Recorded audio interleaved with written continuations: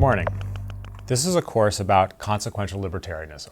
It's a particular version of libertarianism that, like all versions, argues for small government, but it makes those arguments in a specific way that we will discuss in this course. This is the first of 12 lectures that form the videos for this course. Today's lecture is an introduction and an overview. We're going to review some general ideas, discuss the scope of the course, talk about the main topics that we'll cover, and give some general background. So to give you an outline of what we're going to cover today, I'll first try to explain consequential libertarianism. It consists of two main pieces. One piece is a method, an approach, a perspective for thinking about different government policies and which ones are useful and which ones are not. And the second piece is a set of claims about what that methodology, what that approach yields in terms of which government policies are actually desirable. I'll next turn to give you some examples of policies that consequential libertarianism, or libertarianism generally, opposes. I won't have yet explained why we oppose those, but it's useful to give a sense of exactly what libertarianism leads to, of what this approach will claim, so that you have a clear sense of where the discussion is going. Then I briefly want to discuss a comparison of consequential libertarianism and libertarianism generally with other isms, and talk about one key feature of the libertarian perspective, which is its consistency across a broad range of policies and perspectives. Then we'll do a little bit of overview of what the lectures are going to cover and sum it up for this first video. So, in rough terms, very rough terms, we can think about two main flavors of libertarianism, or at least two main ways that people talk about libertarianism and try to justify its policy conclusion. One is useful to call rights-based libertarianism, and the alternative that I'm going to be discussing today is consequential libertarianism. Rights-based libertarianism argues essentially that individuals have natural rights and that policy should not infringe those rights. But then it also notes that virtually all policies do infringe rights, and that leads to the conclusion that essentially all policies, or the vast majority of policies most economies have, are unacceptable according to the rights-based approach to libertarianism. The alternative perspective that I'm going to discuss, consequential libertarianism, takes a different perspective, even though it leads to the same conclusions. It says, if you're thinking about particular interventions, we should ask, what is the problem that this intervention, that this policy is supposed to fix? If you don't know what you're aiming at, you're rarely going to hit your target. It's important to be clear about what the objectives of policy are, so you can think about whether it has obtained those objectives and at what cost. You should always ask, vis-a-vis any proposed intervention, is the problem it's addressing large or is it small? Because any policy, of course, is going to have some cost, possibly some unintended side effects. So if the problem is small in the first place, the presumption is naturally going to be that intervention might not be such a great idea. We should always ask whether private mechanisms, markets, and other private responses to issues in society or the economy can ameliorate the problem, or whether they might evolve over time, even if those mechanisms are not yet working. We should ask if policy is going to intervene, exactly how. There's a broad range of ways you could go after any particular alleged problem. If you think that private drug use is a problem, you could think about prohibition, you could think about a sin tax, you could think about public media campaigns, and so on.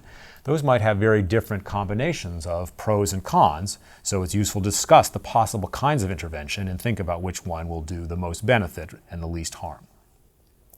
We should, of course, always ask, in the consequentialist perspective, whether the intervention is going to reduce the problem in question. It's one thing to say, if we do this, it will fix something. It's another thing to know that doing that intervention is actually going to fix something.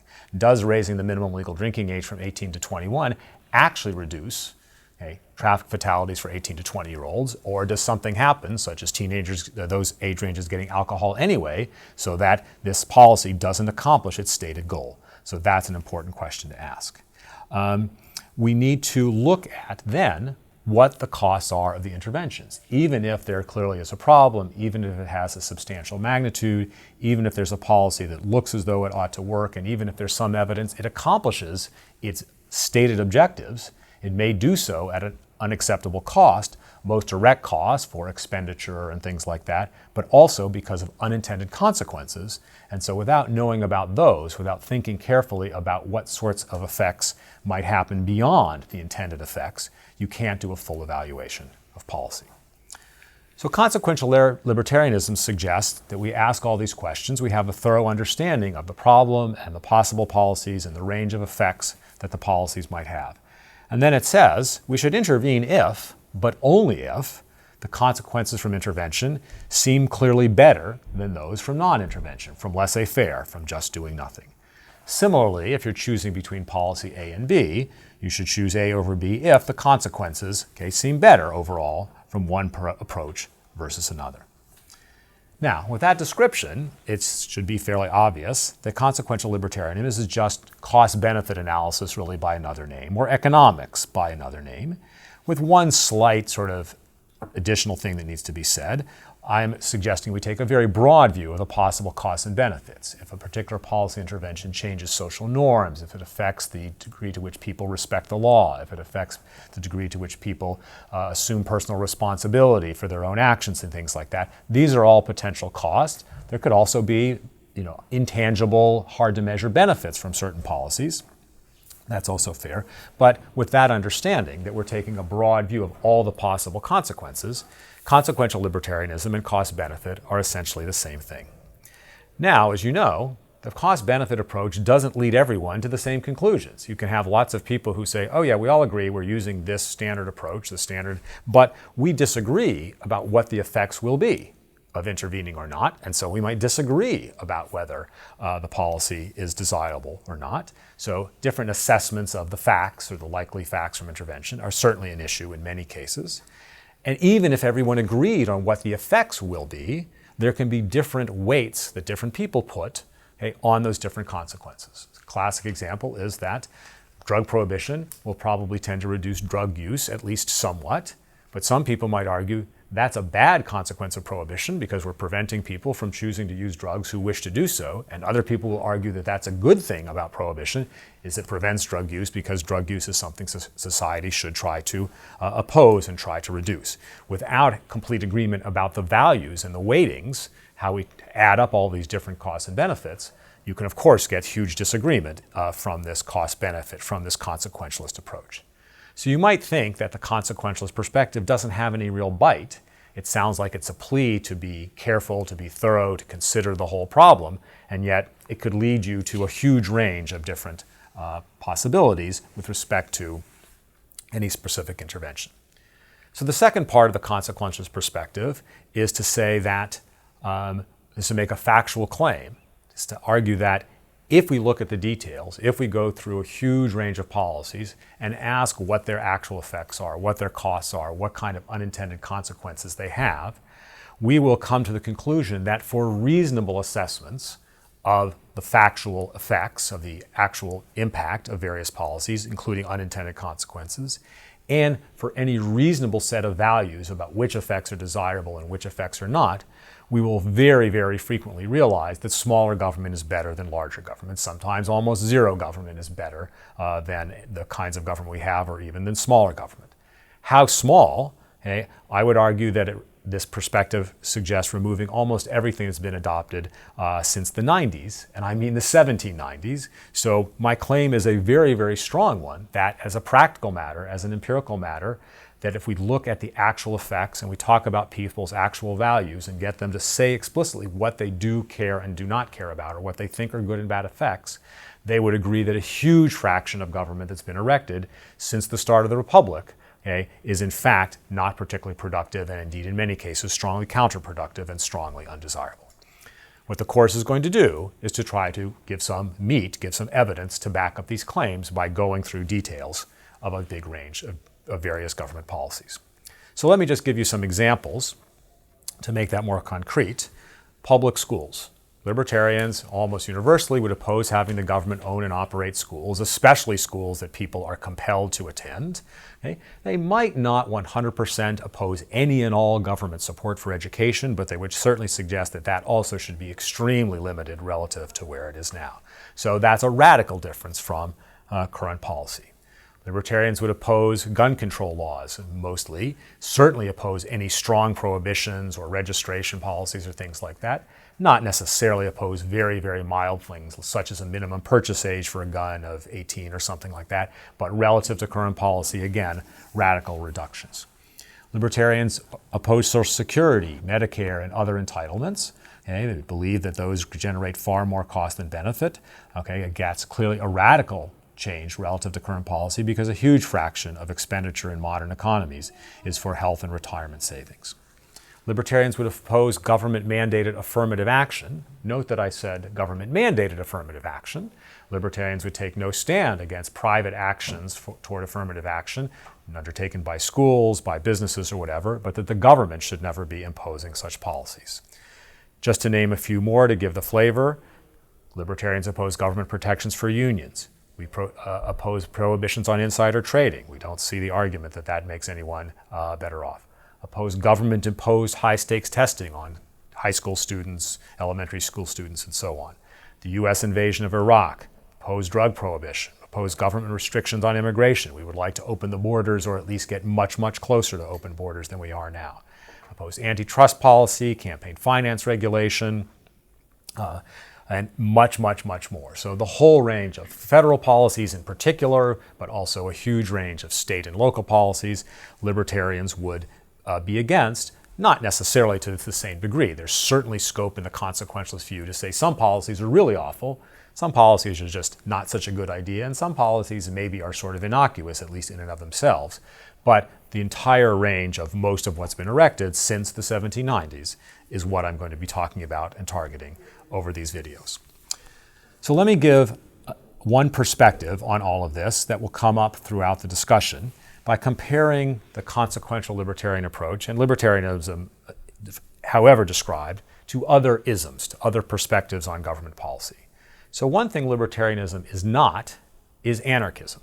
Libertarians absolutely support some kinds of government. We'll talk about the specifics as we go through, but roughly it means national defense, some criminal justice and contract enforcement, property rights enforcement. Okay? We'd absolutely think those are useful and beneficial, and that's very different than saying we're for zero government. That's typically a slander against libertarians, just to say that we want a world with no government at all.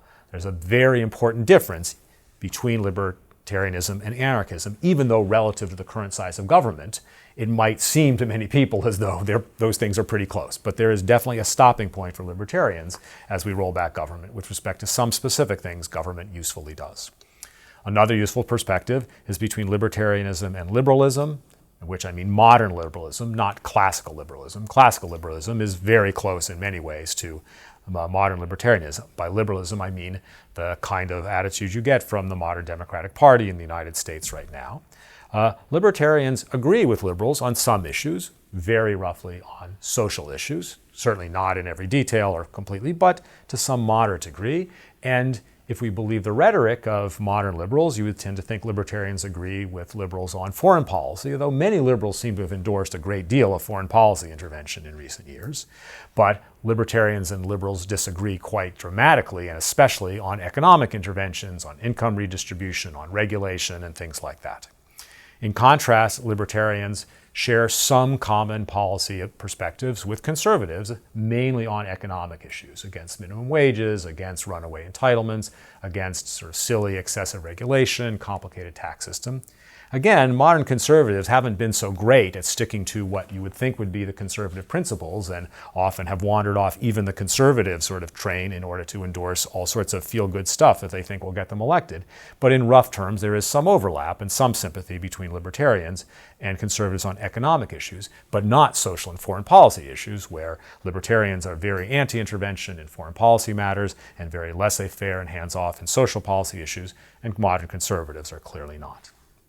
So a crucial characteristic that I hope you will see through all of these lectures is that libertarianism is consistent, at least in certain ways. We apply our lens, our skepticism, our demand that policies actually be doing something clearly beneficial if they're going to interfere with anyone's freedom.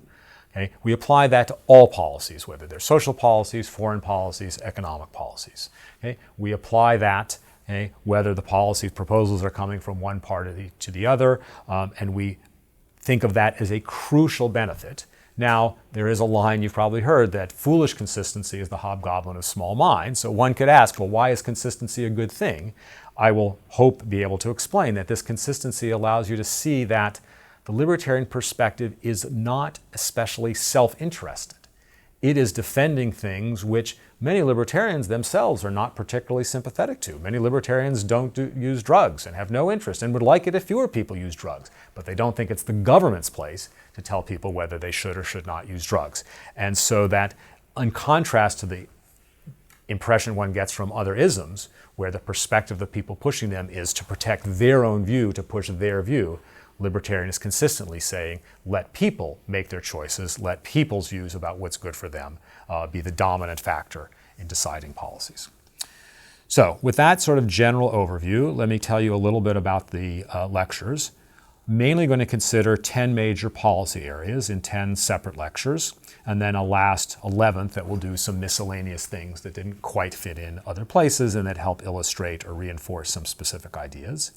And each of those areas, I will apply the consequentialist methodology to talk about whether a particular kind of policy is likely to generate benefits greater than costs, whether it's likely to pass this consequentialist test. The main topics, the subject of these 10 lectures, will be vice, education, marriage, discrimination, capitalism, health, redistribution, macroeconomics, and national defense, and then, as I mentioned, some other things. So, to wrap up for today, this course aims to explain and defend the consequential case for small, really small, but not zero, government. Now, the course is especially focused on explaining as opposed to defending. That's not because I don't believe what I'm going to tell you. I certainly do quite ardently. But I have the confidence that if I can explain it well, that a lot of you will end up being persuaded, or at least intrigued, or at least think about it going forward and take it seriously, and it will have some effect on how you think about it.